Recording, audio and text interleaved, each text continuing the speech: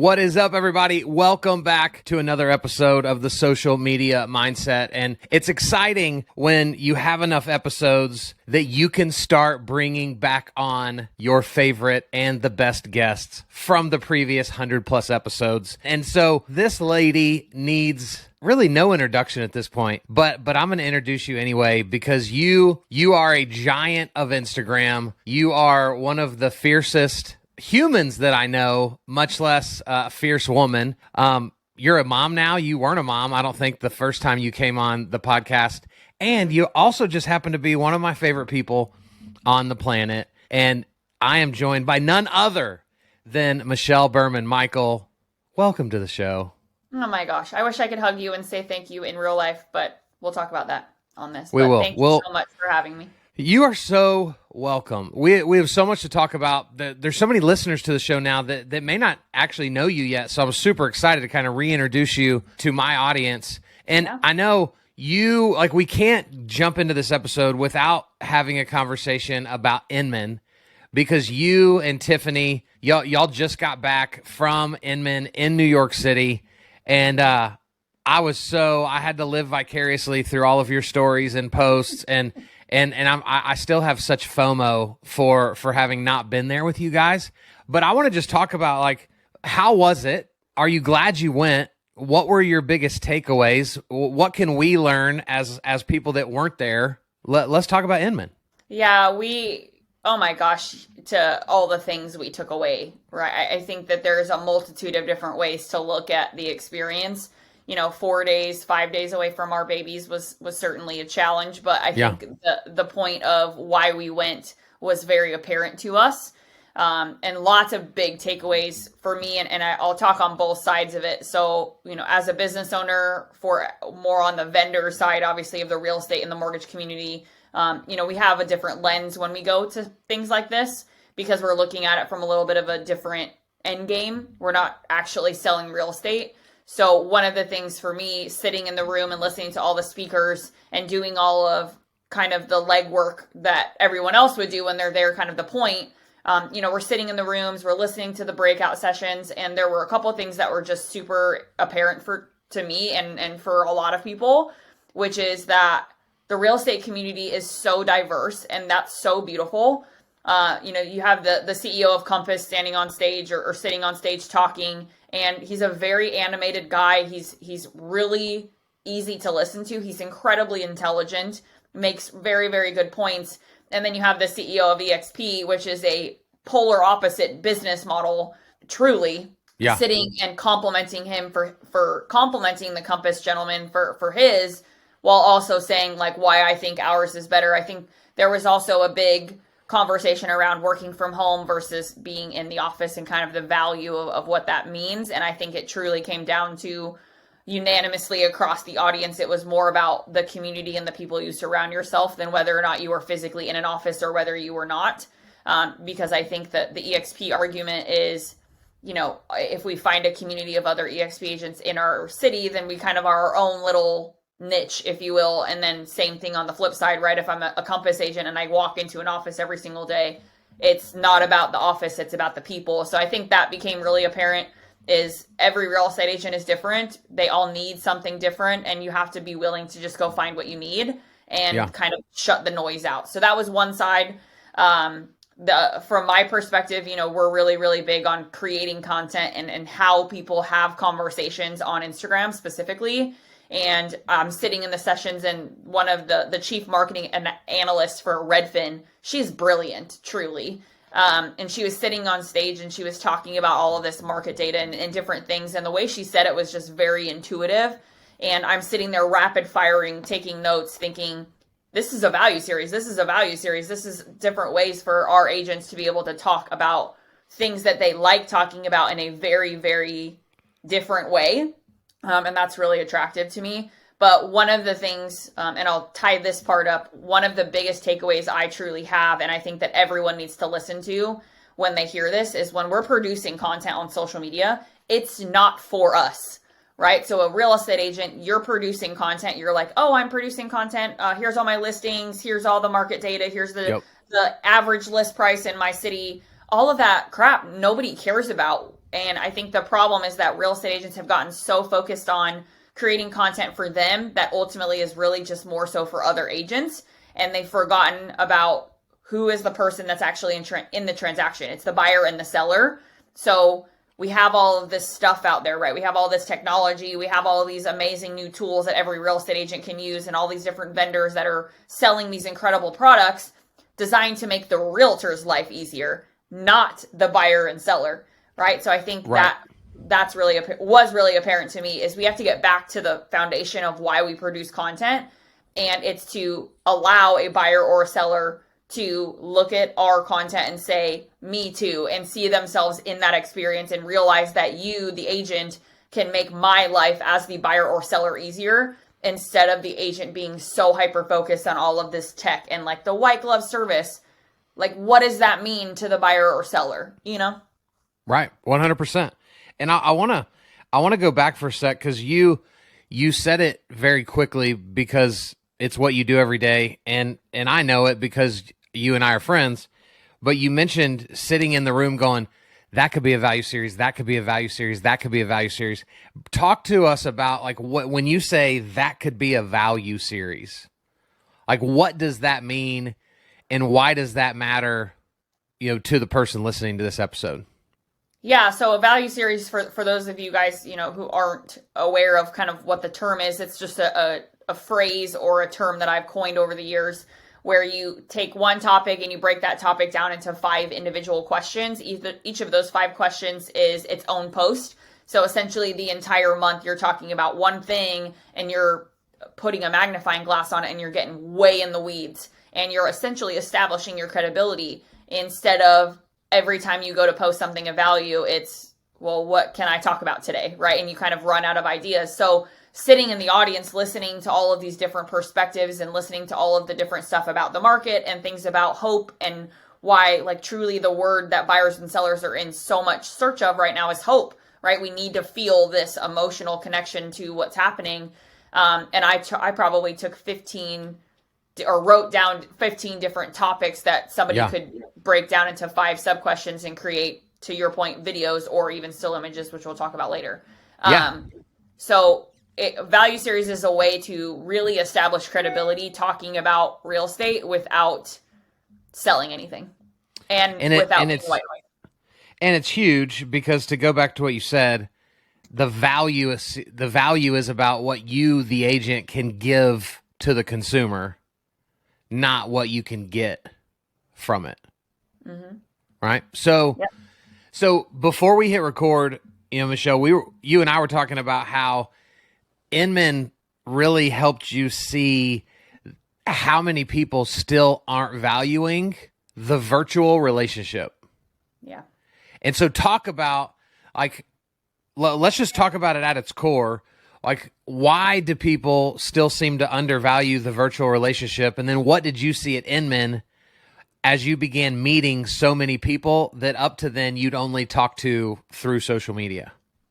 Yeah, so twofold, right? And I think you and I are the perfect people to have this conversation together, right? Because we met virtually. We've obviously met in real life many, many times since then. But our relationship was developed and established virtually. And in my line of work, in your line of work, most of our relationships are developed virtually because of the nature of what we do. And so I think most real estate agents and traditional, or even mortgage professionals, both, for this conversation, they are so programmed to focus on in person. I have to shake this person's hand. I have to do these events. I have to, do an open houses so I can meet people and shake people's hands, and create this relationship with these buyers and sellers, that they devalue the ability to do the same thing online, right? So they think that a relationship built in their DMs on Instagram is not as valuable to them, or not as likely to turn into business as a relationship that they would initially create in real life. So that's kind of the first piece, right? They don't spend as much time or as much energy establishing relationships virtually because they don't see it as being as important. And that's a huge problem, because you and I are great examples of this. I mean, I could name 15 right off the top of my head of relationships I've built virtually that when you take it into the real world and we do get to see each other in real life, it's like super glued together. Like there's no question that we're great friends and that, you know, we're going to do a lot of stuff together throughout our life. Right. But you and I value virtual relationships. So we spent time building the virtual side of it. And then when we did get to meet in real life, we're like, oh my gosh, this is just as easy as it was. And at Inman, I had a client who I've known for a very long time, mutual friend of ours, Dave Finale, who What's up, Dave? out. Yeah, he reached out and said, hey, I'm going to come up and see you guys at Inman. And I had just had a coaching call with him the week prior. So I told him we were going and he wasn't sure what he had going on that week, whatever. So he sends me a text message and he's like, Michelle, I'm coming up. And I was like, amazing. I can't wait to take you out to dinner. Like, just let me know what day. And he goes, well, you pick what day. So long story short, he ends up walking into the hotel on Tuesday, which is the only day that we didn't have a dinner planned. So it worked out perfect. Dave is waiting for us in the hotel lobby when Tiff and I get back from having cocktails. And he's Dave. He's the exact Dave that we had relationships with virtually, right? I'd never met Dave in real life. It was all through Zoom, but he's been a coaching client for a year and a half. And the best part about this is that my relationship with Dave virtually was so strong that when we met in real life, he immediately introduced us to a couple of people that he felt like really needed to know us. So when we walked in, he was talking to a gentleman who happens to be the CEO of Breakthrough Broker, Eric Sachs, and said, Michelle, I want to introduce you to this gentleman named Eric. And I was like, I don't know who. I know of Breakthrough Broker, but I've never met Eric. And my virtual relationship with Dave brought into real life gave Dave the trust in me and the confidence in me to say to Eric, you need to meet this person. And so, you know, obviously new relationship is built and new relationship exploring or being explored currently. But had I not spent, here's the point I'm trying to make, had I not spent as much effort or time or given Dave as much love as that we have over the last year and a half virtually, that he never would have felt confident introducing me to someone like that, right? Who he has a phenomenal relationship with. And that's well, so I want to break this down for the people that are listening that don't use this the way you and I do, because right, you and I will continually call each other one of each other's closest friends, yet we've only been in the same room together, I think 4 times. Mm-hmm. Right? Like, so it's not like, oh yeah, we went to high school together, like we went to college together, like our spouses were best friends, and then we became like, it's almost been exclusively done virtually. Most of my referral partners, most of your referral partners are people that we've spent very little time physically in the same room with. Mm-hmm. And so this is a massive opportunity that most of our industry is completely kind of Heismaning and pushing away because, you know, I do it chest to chest or shoulder to shoulder. So for the person that's like, okay, guys, I get it. Like, you're beating a dead horse. Like, what do I need to do? Right. So what would be a practical step for someone that's really not looking at social media for real relationships the way we use it? What's a great first step for them to just start? Yeah, I could go in 47 different directions with that question. Let's go. But the way I'll say it is spend time engaging every single day, right? Not on people who you're necessarily already connected with. There's a day for that. But the way that my team and I and kind of the power behind my program, the Instagram Power Method, and the philosophy behind it is building psychological connections with those on the other side of an Instagram page, right? So as an agent or as a mortgage professional, who is your ideal person that you want to do business with? Most people still to this day, whether they've been in the industry 5 years, 10 years, 30 years, still don't know how to answer that question, at least not well. Yeah. So we have to figure that out. Or they have to figure that out. And then what you have to do is you have to go find them. Every single day you have to intentionally prospect on the platform. So the methodology that we use and the structure that we teach is 45-20. So Monday, Tuesday, Wednesday, Thursday, Friday, you're doing 45 comments and 20 story replies every single day. Now, why is it not 45 and 45? The answer is that when you're going to people's accounts and you're trying to execute a comment on a piece of content, the idea would be that same person who you left a comment on their feed post, if they also have a story post live, then you would also leave a story reply that ends up in Okay. their DM. So that person's more likely to then interact with you or engage with you Right. because not only did you comment on their feed, but you also took the time to read their story or watch it and leave a genuine reply. So not every person that you're going to engage with is also going to have a story. So that's why it's not 45-45. It's in theory, if at least half of them that you're engaging on Sure. something on their content, they have a story, that's a win. So that's the 45-20. So if you're I love it. executing 45-20 every single day, you're essentially prospecting. You're having 45 conversations every single day with new people. Now, one of the days of your week needs to be what we call a re-engage list, which simply means go back to people you already know. So for me, that's going to be I need to re-engage with Kyle. I need to re-engage with Bill. I need to re-engage with Mark. I need to re-engage with the people that are already really influential in my career, or re-engage with people who are hot leads for me, right? So people who are interested in hiring me to speak, buying the course from us, becoming a VIP client. Like I have a list of who those people are, right? And so on my re-engage day, I'm re-engaging, and it doesn't have to be about work. Matter of fact, most of the time it's not. Right. Most of the time it's about how's your dog, or oh my gosh, I know you guys just got back from New York. How was that? Right. So it's just being a person and saying, hey, I'm still here. Don't forget about me without saying that. So that would be my short answer to your question. So on the 45-20 days, am I supposed to also like follow them in that, like during that first interaction? Am I following them right then? Am I waiting a little while? Like, what's that look like? Yeah, you're waiting. I don't want anyone to just go on a follow spree. I think that's a huge problem. Lots of people are just follow, and they're missing the point of what the platform is. Create connection first. Let it be very organic. If that person follows you, then engage with them a couple more times. And if that conversation goes where it needs to go or where you think it might go, then follow them. But the reality is that I think people get a little too follow happy. I completely agree. And the beauty of what you just taught, you're using that, like for you, your business, the Instagram Power Method, obviously you're teaching that inside the confines of Instagram. But you could take that strategy to Facebook. If you enjoyed Facebook, you could take it to TikTok. You could take it to LinkedIn, right? Anywhere that can be done. It's powerful. 1000%. It doesn't matter where.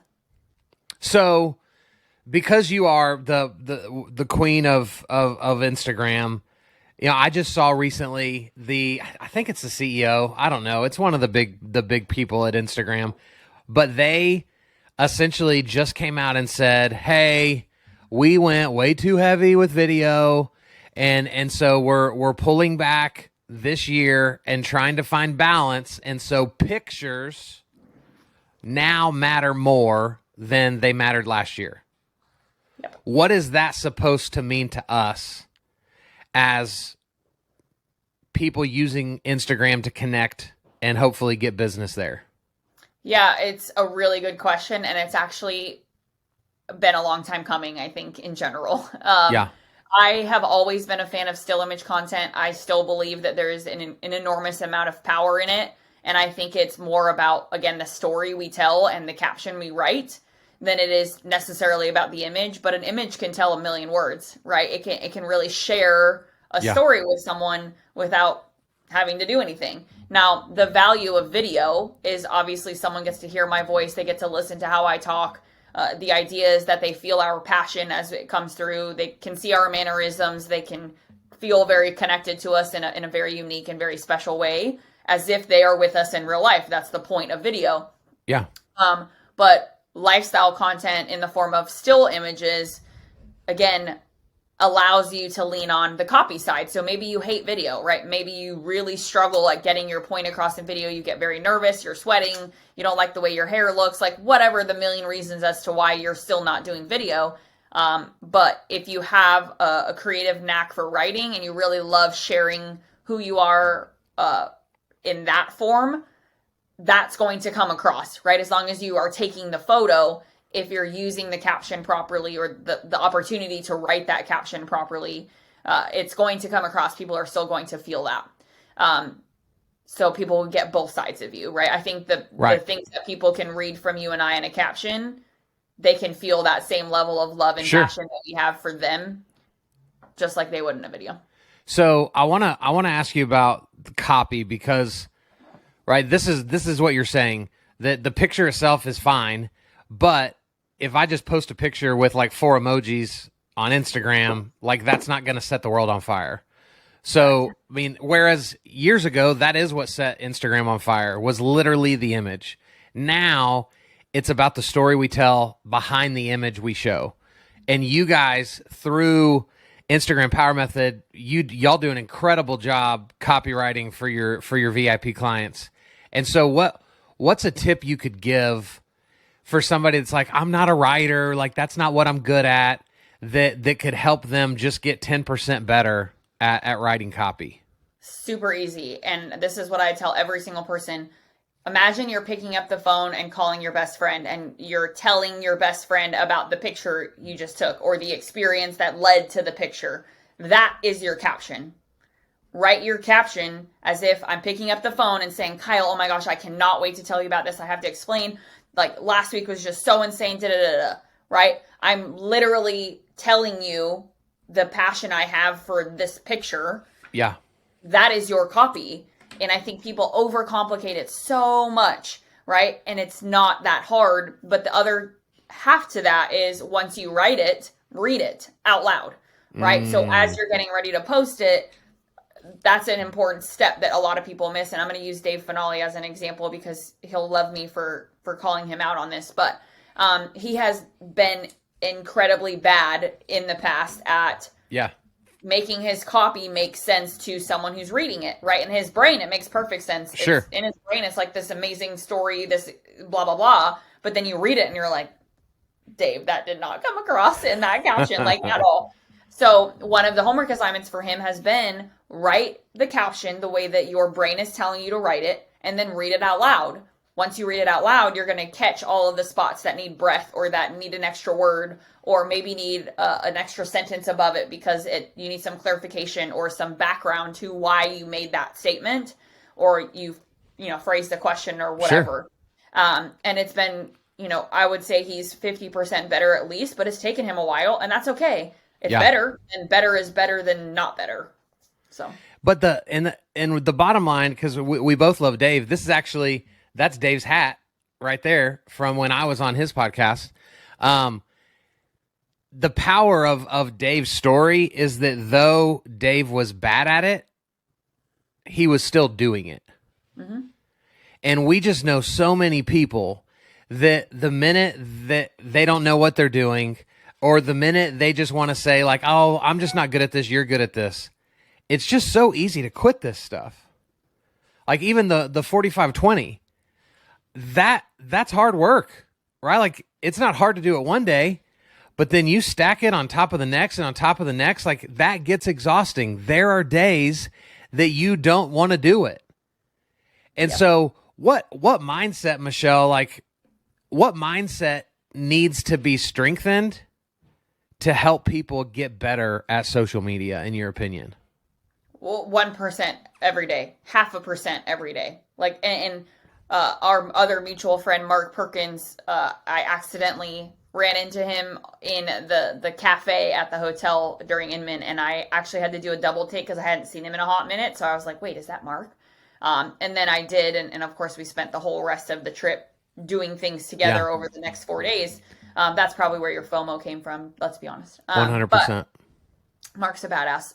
But Mark and I had multiple conversations, and he one night bought Tiffany and I $30 worth of carrot cake, and we sat in the lobby of the hotel until 2 a.m, truly just talking about this exact question. And it really comes down to one thing, a big book that I'm a huge fan of. It's called Grit, written by Angela Duckworth, and it talks about the specific story that I'm going to mention is about Green Berets, right? So it's about soldiers who, on paper, when they go into Green Beret selection, there's naturally kind of this thought of like natural selection. On paper, this person's physically incredibly ready for this. Mentally, he would pass any psych evaluation.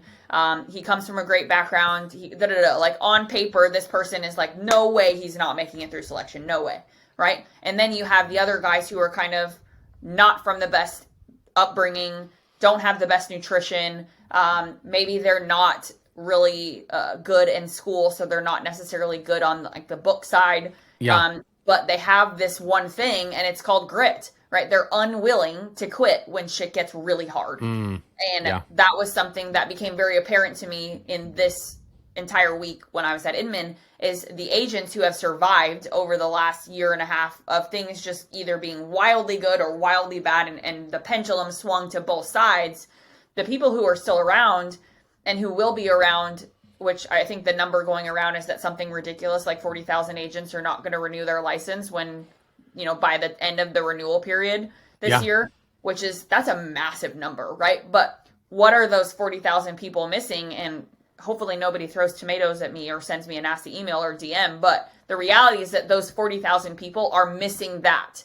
They're missing I don't have a backdoor to my life. This is what I have chosen, is to be a real estate agent or to be a mortgage professional, which honestly, mortgage probably had it way harder than the real estate community, in my opinion.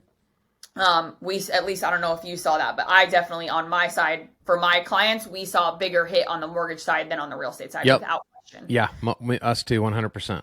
And not because they didn't love us, but because truly they're like, I need my business to stay afloat. Right.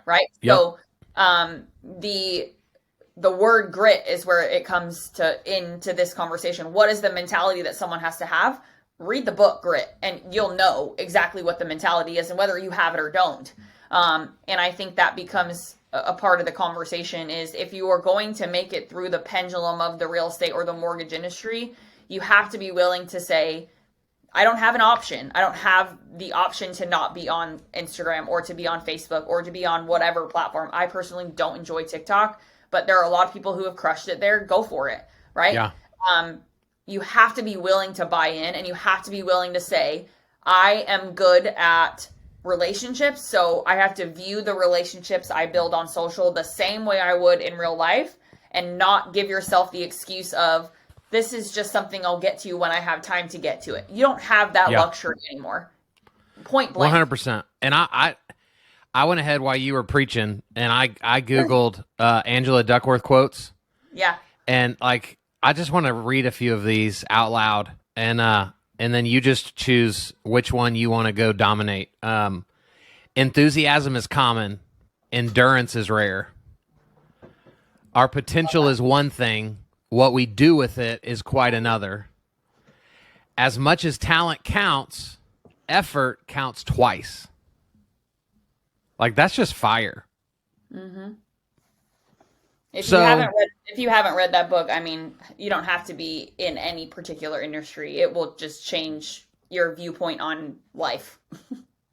So I think it's interesting to turn this corner, because as we're talking about grit, determination, effort, just keep going. Stop looking for the easy way out. Stop looking for the technology that's going to save your butt and give you half your week back. Just go for it. Mm-hmm. And then, ta-da, here comes ChatGPT that everybody, we're we don't even have to do anything anymore. We just go to ChatGPT and we just type in hey, write me an article about 4 ways to increase my home value. Ta-da, look at me, I just wrote a blog post. So we were talking about this before we hit record. What's your opinion of this AI that's showing up that is so-called replacing kind of the human element in a lot of people's opinions? What do you think about it? Yeah, the perfect way to say this is probably not going to come out right, but I'm going to try. So you have the ability to automate yourself out of a relationship, truly. And it might ruffle some feathers by me saying that, but the reality is that relationships are everything, right? So are you taking the time to build a relationship correctly in doing so? So you can certainly automate your way into a relationship, you can certainly automate yourself out of a relationship, right? But you can't automate yourself into one. Does that make sense? Let me see 100%. If I can makes total sense. Say it better, but you can't automate your way into one, but you can definitely over automate yourself out of one. That's the better way of saying it. Good. So I'll say it again. You can't automate your way into one, but you can certainly over automate yourself out of one. And that's the point. So while I believe that ChatGPT is a really, really good tool for people who are sitting there saying like, I need an idea. Okay, so I'm supposed to write an article about XYZ. I need something to just I need some examples so that my brain will start firing. Right, as writers, for you and I both, writer's block is a real thing. It happens all the time. Yeah. We have this brilliant idea and we look at a Word document and we're like, shit, I have no idea how to start. Now what? Yeah. Right? So that's where ChatGPT, I believe, comes in.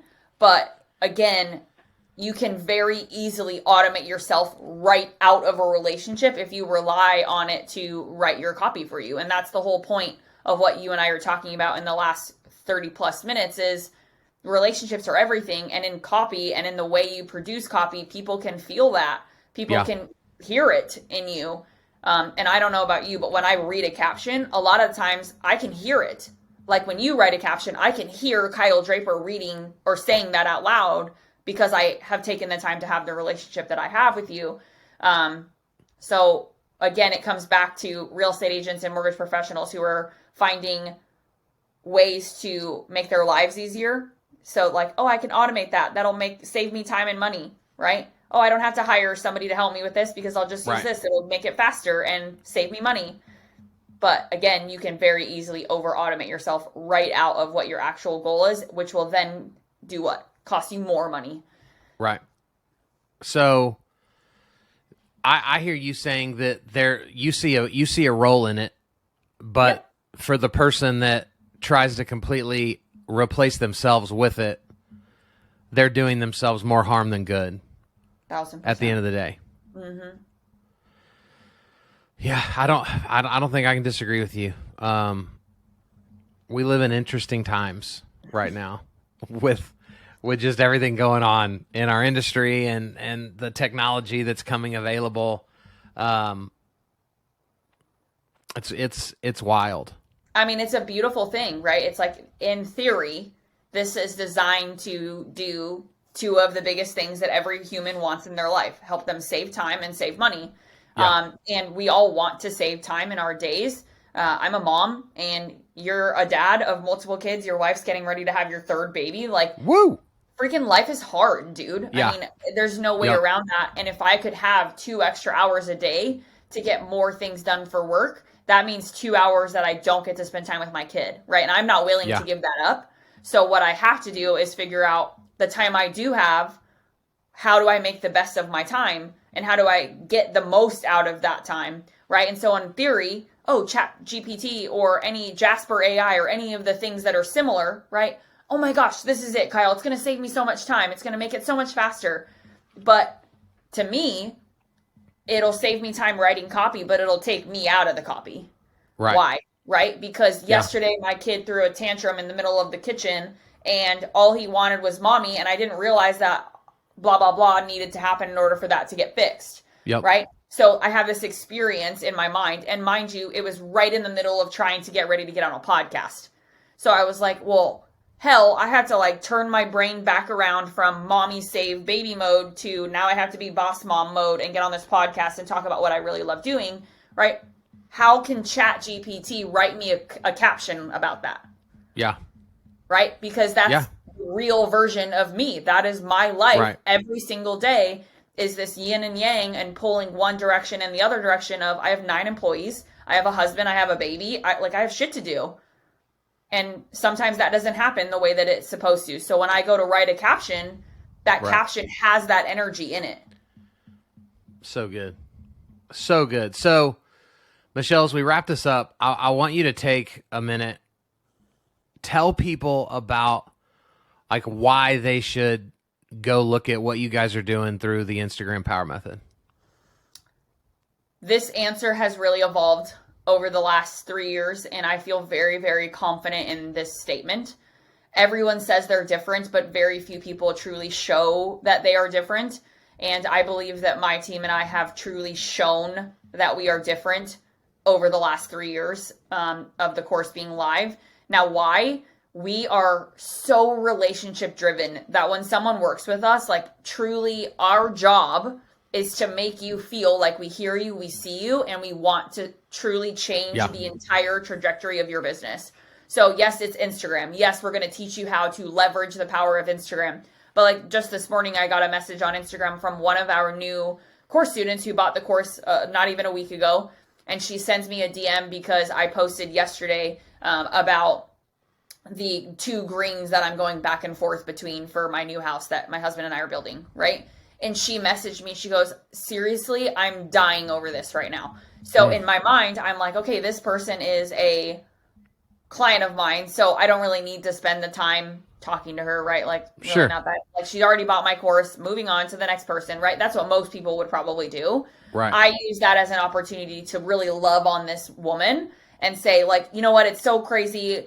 I've been going back and forth on this decision for freaking weeks, and I finally pulled the trigger. But when I sent the email to the builder, the builder agent lady, I was like kind of having heart palpitations because I was like, is it the right decision? Is it not?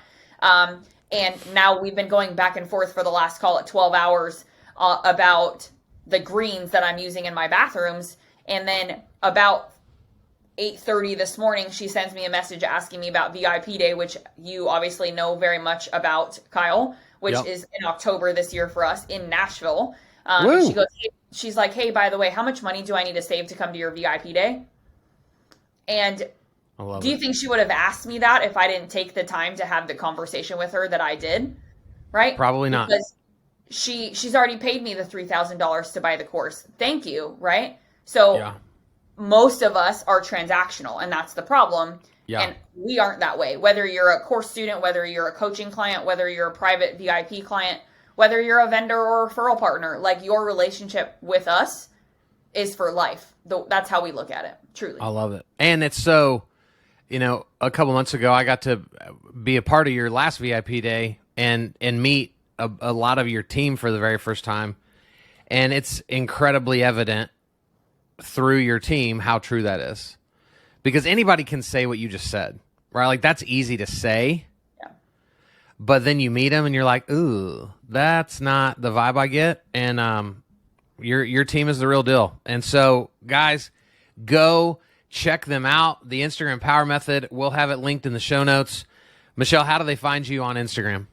Easiest way is just type my name in, Michelle Berman Michael, and it'll come right up. But Berman Media Social is the Instagram handle that you'll want to find. DM me. I answer all of my own DMs. So go follow her. Go pay attention. Go start taking notes. Go pay her a bunch of your money because it will benefit you in the growth of your business for a long, long time. Michelle, I appreciate you so much. Thanks for being on the show today. Thanks for having me. Thanks for being who you are. It makes it easy. Oh, come on. Guys, thanks for being here. Thanks for listening or watching or reading this in Braille. I don't know how you're consuming this content, but thank you for doing so.